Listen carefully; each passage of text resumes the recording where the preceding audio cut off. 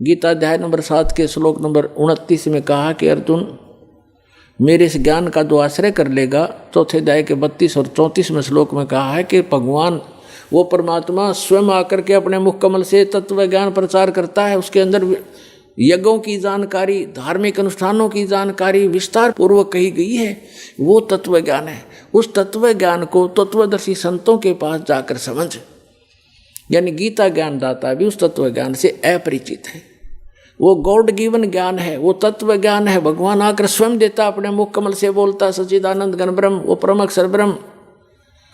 तो 7वें अध्याय के 29वें श्लोक में कहते हैं, गीता ज्ञान दाता कह रहा है कि मेरे इस ज्ञान का जो आश्रय कर लेता है, तत्वदर्शी संत की खोज कर लेता है, और वो व्यक्ति जरा और मरण से छूटने का प्रयत्न करते हैं। कौन करते हैं?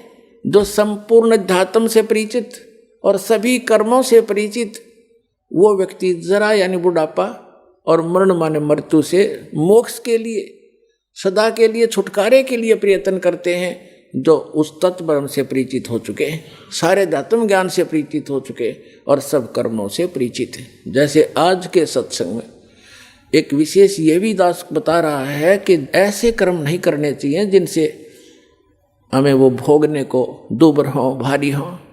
उनसे बचने के लिए ज्ञान है, इस ज्ञान से फिर अपने आप हाथ सिकुड़ जाएगा आपका।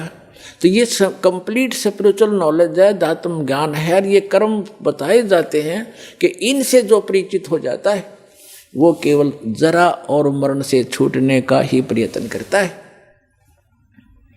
तो फिर अर्जुन ने पूछा कि किम तत्परम, 8वें अध्याय के प्रथम मंत्र में, तीसरे मंत्र में उत्तर दिया 8वें अध्याय के गीता में कि वो परम अक्षर ब्रह्म है। तो पुण्यात्माओं, वो स्थान है सतलोक जहाँ जरा और मरण नहीं है। गीता ज्ञान दाता अपने विषय में कहता है कि अर्जुन, चौथे अध्याय के 5 और 9 श्लोक में कि अर्जुन तेरे और मेरे बहुत जन्म हो चुके, तू नहीं जानता, मैं जानता हूँ।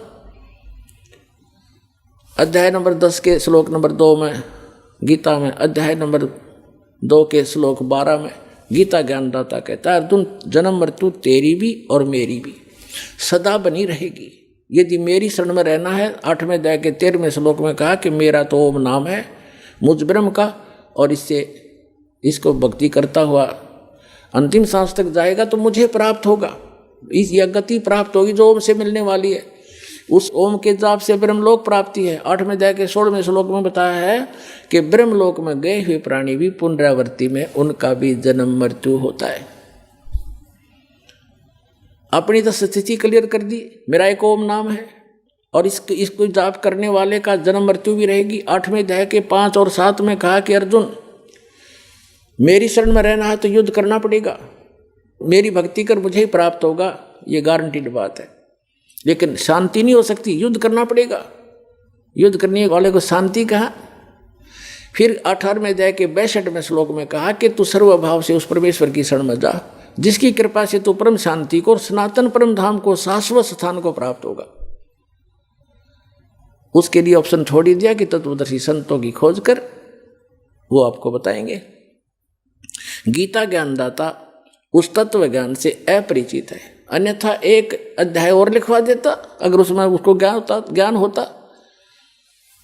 18वें अध्याय 15वें अध्याय के 1 से 4 का सारांश है कि तत्वदर्शी संत की पहचान भी बताई है कि जो उल्टे लटके हुए संसार रूपी वृक्ष के सभी छंद बता देगा, सभी विभाग बता देगा, जड़ से लेकर पत्तों तक सवेदविद,